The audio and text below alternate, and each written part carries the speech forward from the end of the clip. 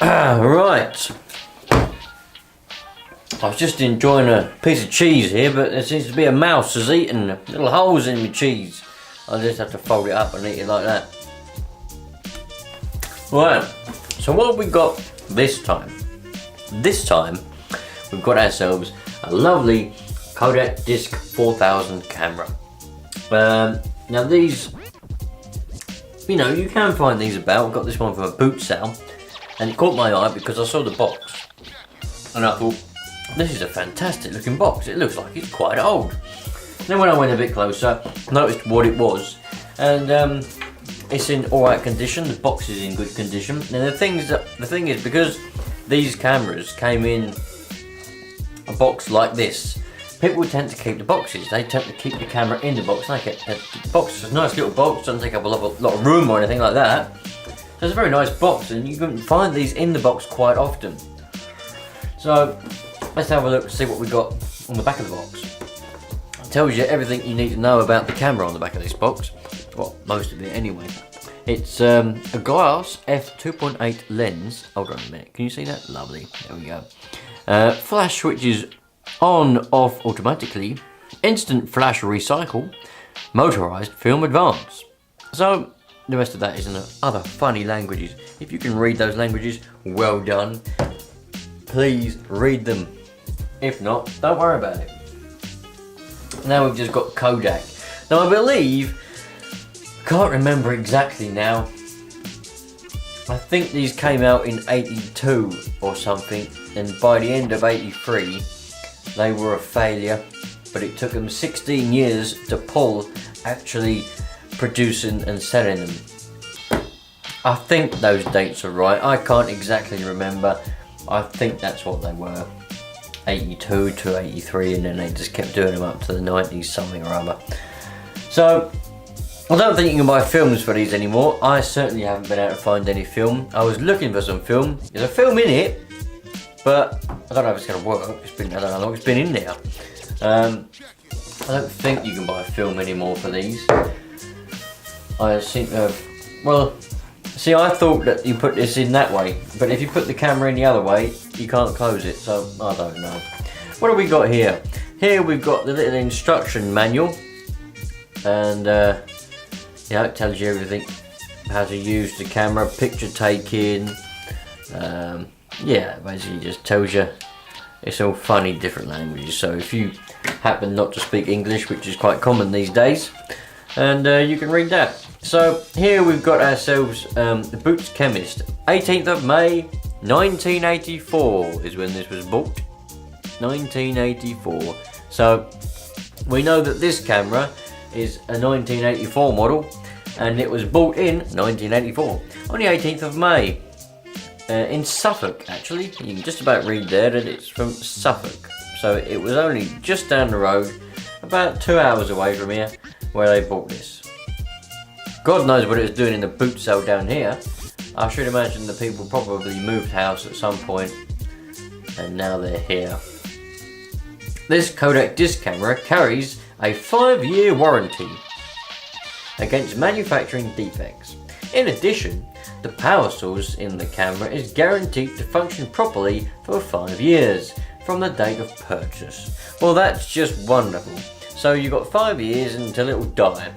But having said that, all the stuff made years ago was actually made to last. Not like nowadays, they make stuff to break, so that therefore you either have to spend money with them to have it fixed, or you have to go and buy a new one. They very rarely make anything these days to actually last. You'll find that in everything, not just appliances. I mean, washing machines and things definitely aren't made to last these days. You know, everything is just made just to break. That's the purpose. Everything has a shelf life, and once that's up, it's programmed to break. So we've got a film in here, and it's on number 9. Whether that means it's on number 9 or it takes 9, I mean, it's got 9 left to take. No, whether that means it's taken 9 or it's got 9 left, I don't know. There's 15 exposures on one disc. It tells you that there anyway, in case you didn't know that. So that's that. I mean, I haven't tried to use this camera with this film in there.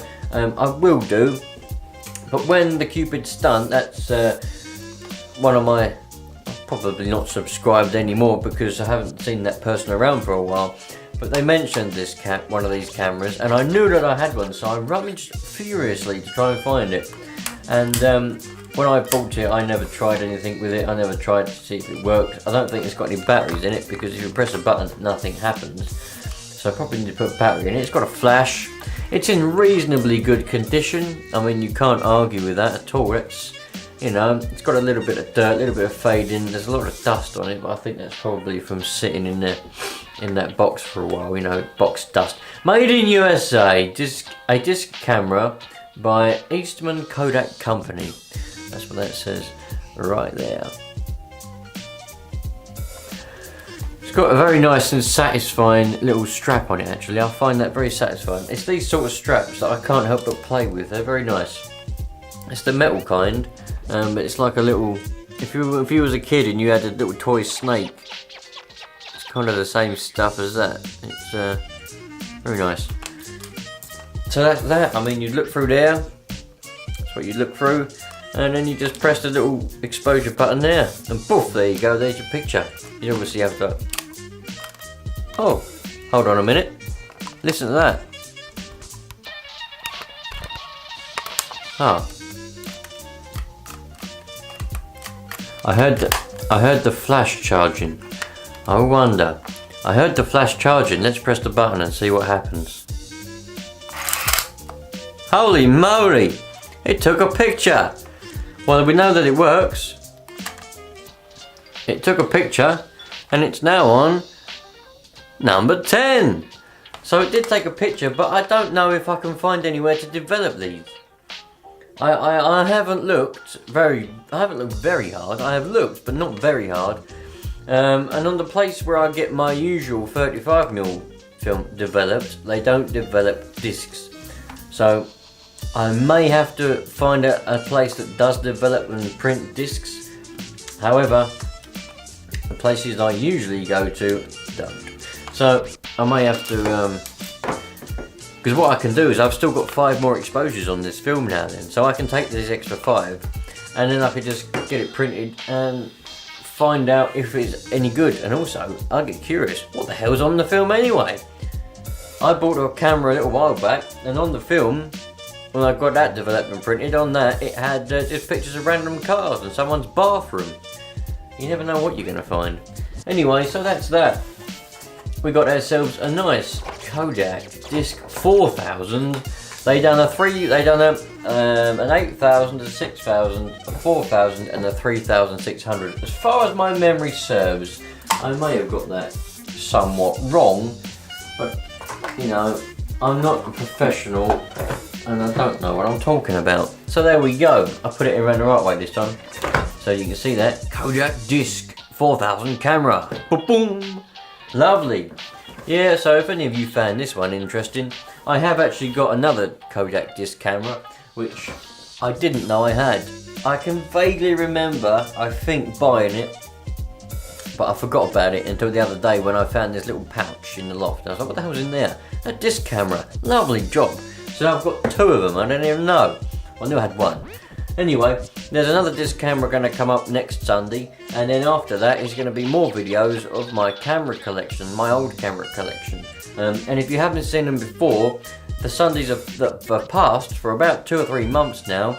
I've been doing one video on each camera. We've had Yashicas, we've had Canons, we've had, I can't think what else we've had, Praktica, and some people have been asking to see my more modern cameras, my more modern DSLRs, so I may still do a video on those. I haven't really had any comments or feedback whether there is something that any of you would actually want to see after the initial comment. So anyway, there we go, Kodak Disc 4000 camera, lovely. Thanks for watching everyone.